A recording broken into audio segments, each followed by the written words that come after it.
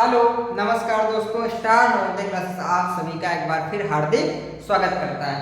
काफ़ी दिनों के बाद आना हुआ, कुछ स्वास्थ्य प्रॉब्लम चल रही थी और हमने आपसे जो वादा किया था कि आपकी बहुत जल्द आरओ की सीरीज आ जाएगी, लेकिन वो स्वास्थ्य कारणों की वजह से नहीं आ पाई। एक दो दिन में वो आपकी कंटिन्यू हो जाएगी। ठीक है, तो आज हम आपके लिए एक ऐसा विषय लेकर आए हैं जिसका नाम है भारत में ब्रिटिश साम्राज्य का उदय। आखिर भारत में ही ब्रिटिश साम्राज्य का उदय क्यों हुआ, या फिर केवल सिर्फ ब्रिटिश साम्राज्य आया कि और भी बहुत सी चीजें आई, बहुत से देश आए भारत में। इन सब बातों को जानने के लिए मैंने आपके लिए ये टॉपिक लाया। ठीक है, तो अब बात करते हैं कि कैसे हुआ। तो क्या था कि दो क्षेत्र थे, एक यूरोप का क्षेत्र, ठीक है, और एक पश्चिम एशिया का क्षेत्र, जहां पे आपका अफगानिस्तान, पाकिस्तान, ठीक है, पाकिस्तान भारत का हिस्सा था, भारत और चीन, ये सारे क्षेत्र यहाँ पे थे। तो यूरोप और इस क्षेत्र में हमेशा से व्यापार होता रहा, लेकिन वो व्यापार कैसा होता था, ईरान के रास्ते और तुर्कमेनिस्तान और टर्की और इनके रास्ते से, तुर्की के रास्ते से होता रहा। तो वो थल मार्ग से आपका व्यापार होता था। किस मार्ग से होता था? थल मार्ग से व्यापार होता था। ठीक है, लेकिन क्या हुआ धीरे धीरे कि इस वाले क्षेत्र में, जो ये क्षेत्र आपका है बीच में, इस वाले क्षेत्र में क्या हुआ कि इस क्षेत्र में, ये वाला क्षेत्र जो आपका है, इस क्षेत्र में ऐसे शासक आए कि जिन्होंने क्या किया कि रोड का प्रयोग करने के लिए कर बढ़ा दिया, टैक्स या कर क्या हुआ, बढ़ा दिया। और जो तुर्की का खलीफा था, ठीक है, खलीफा जो था, उसने टैक्स को तो 2/3 कर दिया। कितना कर दिया? 2/3। मतलब कि आप अगर 3 चीजें भारत से ले जाएंगे तो 2 चीजें आपको किसको देनी पड़ेंगी? वहां की उसको दे देंगे, खलीफा को देनी पड़ेगी। तो इससे क्या हुआ कि थल मार्ग का व्यापार बहुत प्रभावित हुआ, व्यापारी यहाँ आने से डरने लगे और लूटमार भी होने लगी। तो इसलिए क्या हुआ कि फिर लोगों ने सोचा कि इस यूरोप वाले रास्ते से और यहाँ जाने के लिए, जब हम थल मार्ग से नहीं जा पाते या जाने में प्रॉब्लम हो रही है, तो हम वहाँ पे जल मार्ग की खोज करते हैं। तो सबसे पहले कहते हैं कि स्पेन के व्यक्ति ने, स्पेन का जो राजा था वो बहुत ही लुई फोर्ट, ठीक है, तो वो क्या था कि बहुत ही ज्यादा इन सब चीजों में एक्टिव रहता था और उसने लोगों को नाव मुहैया कराई और लोग वहां से निकले। ठीक है, पुर्तगाल से लोग निकले और एक व्यक्ति निकला, कोलंबस। क्या नाम था? कोलंबस। वो जा तो रहा था भारत, लेकिन कहाँ पहुंच गया? अमेरिका। तो उसने कहाँ पहुंचा? अमेरिका। तो उसने क्या किया कि यूरोप से अमेरिका जाने का मार्ग खोज दिया। एक दूसरा व्यक्ति था, वास्को डी गामा, ठीक है, वास्को डी गामा। तो उसने क्या किया, साउथ अफ्रीका के रास्ते से और भारत की पानी का मार्ग खोज दिया। ऐसे कहीं कहीं हिस्ट्री में आता है कि भारत की खोज की, ठीक है, भारत की खोज की। तो ये भी बात सही है, लेकिन उसमें जनरली क्या कि भारत तो अपनी जगह पे पहले से था। जनरली में खोज किसकी की? यूरोप से भारत आने की जो समुद्र मार्ग था, उस मार्ग की खोज की।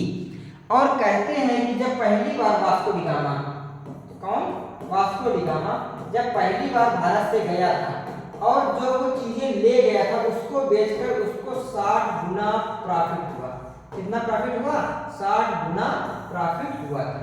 जब 60 गुना किसी को प्रॉफिट होगा कि 1 रुपए लगाने पे 60 रुपए लगे, तो उस चीज के लिए लोग आकर्षित होंगे और धीरे धीरे जैसे पूरा यूरोप आकर्षित होने लगा और उसी के तहत ब्रिटेन भी आकर्षित हुआ। और उसने क्या किया कि 15वीं शताब्दी के अंत में, कब?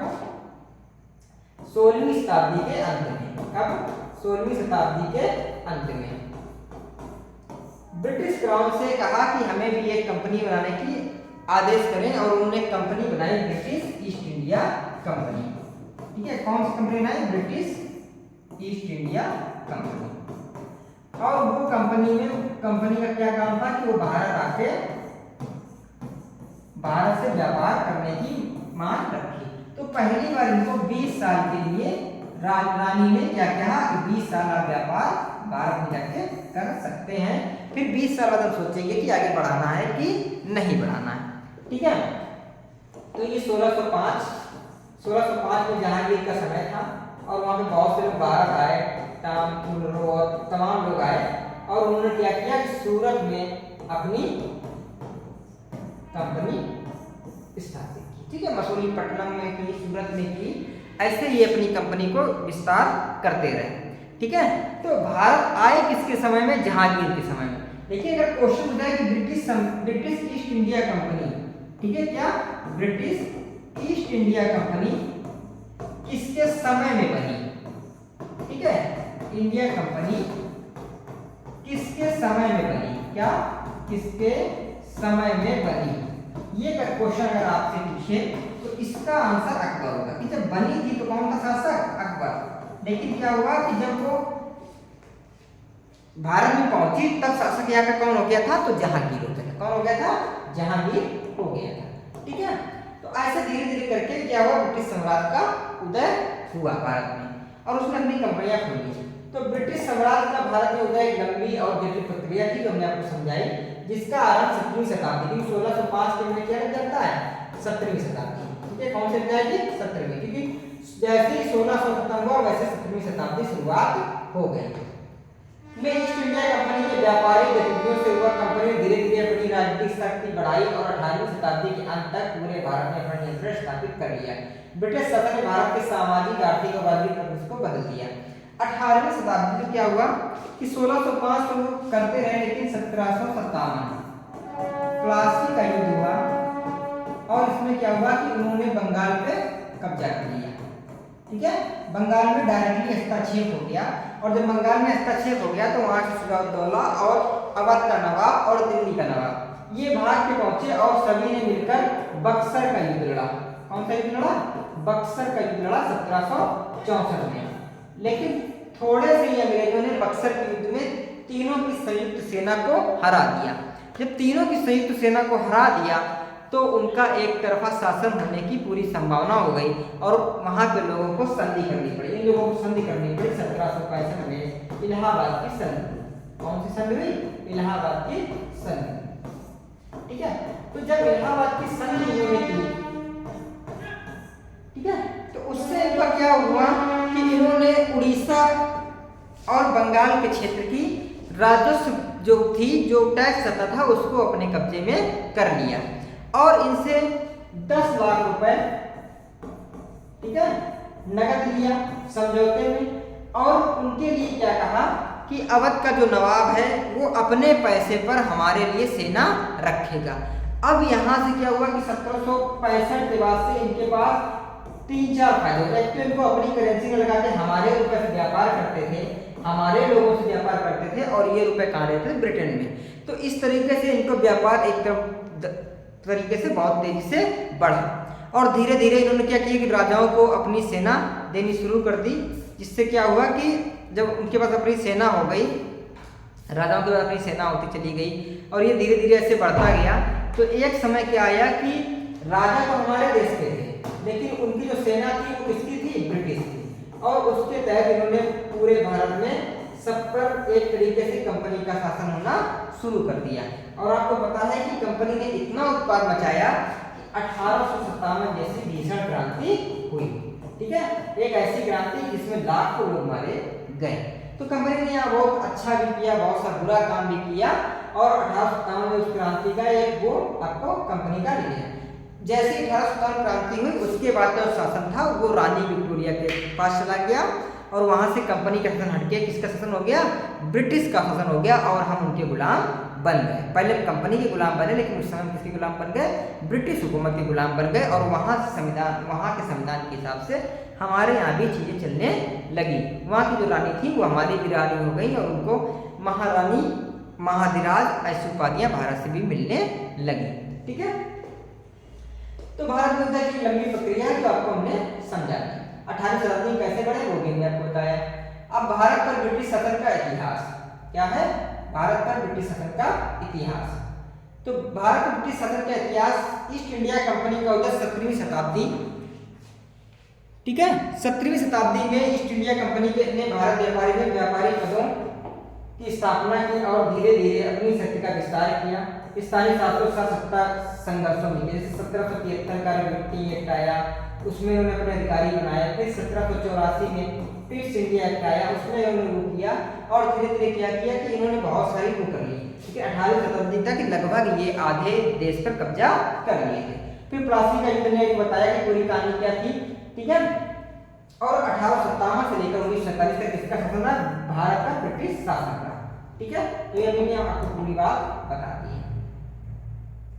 ब्रिटिश शासन के दौरान भारत की आर्थिक स्थिति, ठीक है। तो कृषि जो थी, तो कृषि में उन्होंने क्या किया था कि कृषि को उन्होंने अपने ढंग से व्यापारिक कृषि कराते थे। कौन सी कृषि कराते थे? व्यापारिक। जैसे नील की खेती कराते थे। किसकी? नील की, अफीम की, ठीक है। ये खेती किसानों से कराते थे। जो किसान गेहूं और ये सब अपनी फसलें करता था उस पे उन्होंने रोक लगा दी और इसको करा के उसमें भारी टैक्स दिया, क्योंकि इस पे उन्हें प्रॉफिट ज्यादा था। नील उस समय बहुत बड़ा वो था। और बाद में आपको आएगा कि गांधी जी ने नील के लिए चंपारण आंदोलन भी किया। और अफीम को नहीं करते थे, अफीम की खेती, अफीम की बहुत डिमांड थी, उसकी बात करते थे। उद्योग क्या थे कि ब्रिटिश वालों ने यहाँ से कच्चे माल के लिए तो भारत को प्रयोग किया, लेकिन पक्का माल कपड़ा बना के किसका बेचते थे? अपना बेचते थे। भारत में आके किसका बेचते थे? अपना कपड़ा बना के बेचते थे आकर। फिर इसके व्यापार की बात अगर करेंगे, ठीक है, तो व्यापार भारत ब्रिटिश साम्राज्य के लिए महत्वपूर्ण व्यापारिक केंद्र बन गया, जिससे ब्रिटिश को भारतीय कच्चे माल की पूर्ति और औद्योगिक उत्पादों का निर्यात किया गया। कच्चा माल तो यहाँ से आते थे, लेकिन जो अपने यहाँ कपड़े बनाते थे उसको कहाँ? भारत की बाजारों में बेचते थे। तो कच्चे माल पहले उससे कमाते थे, दूसरा उनका माल, उनके कपड़े हमें खरीदने पड़ते थे, तो हमारा पैसा वहां पर जाता था। तो ये भी उन्होंने व्यापार को बहुत ज्यादा वो किया। फिर भारत में ब्रिटिश शासन की प्रशासनिक पहलू, तो न्यायिक व्यवस्था तो 1773 के रिपब्लिक एक्ट में आया। 1774 में आगरा में, कोलकाता में पहला उच्च न्यायालय बना, ठीक है। शिक्षा, ब्रिटिश शिक्षा का विस्तार किया, लेकिन अपनी भाषा संस्कृत को बढ़ावा दिया और जो स्थानीय भाषाओं संस्कृत को कम आया था। और 1813 के चार्टर एक्ट में इन्होंने क्या किया कि पूरे भारत के लिए 1 लाख रुपए कहा कि पूरे सालाना 1 लाख रुपए शिक्षा पर खर्च करेंगे, ठीक है। तो ये भी उन्होंने कहा, लेकिन कब कहा? 1813 में। राजस्व संग्रह, ब्रिटिश ने कठोर राजस्व संग्रह प्रणाली लागू की, जिससे किसानों पर भारी बोझ हुआ। और इसके विरोध में आप देखेंगे कि बहुत सारे जैसे चंपारण आंदोलन हुए, ठीक है, ये बहुत सारे आंदोलन हुए, बारडोली आंदोलन हुआ। तो ये सब सारे आंदोलन किस लिए हुआ कि इन्होंने बहुत ज्यादा अत्याचार किया किसानों पे और उनको टैक्स देने के लिए। संस्कृत और कला, ब्रिटिश शासन ने स्वार्थी संस्कृत और कला पर भी प्रभाव डाला, क्योंकि ये ईसाई धर्म पे वो थे और उसी के प्रचार कराने के लिए ज्यादा पैसे खर्च करते थे, जिससे पश्चिमी विचारों और शैलियों का प्रभाव दिखाई दिया। ब्रिटिश शासन के दौरान भारत में सामाजिक परिवर्तन, तो समाज सुधार आंदोलन, तो जैसे सती प्रथा जैसी बहुत सी चीजों पे ब्रिटिश शासन ने वो भी लगाया। तो इसमें सती प्रथा उन्होंने खत्म किया राजा राम मोहन राय के सहयोग से। तो ऐसी कुछ चीजों को इन्होंने अच्छा भी कार्य किया, ऐसा नहीं कि सारे कार्य बुरे भी किए। जात व्यवस्था,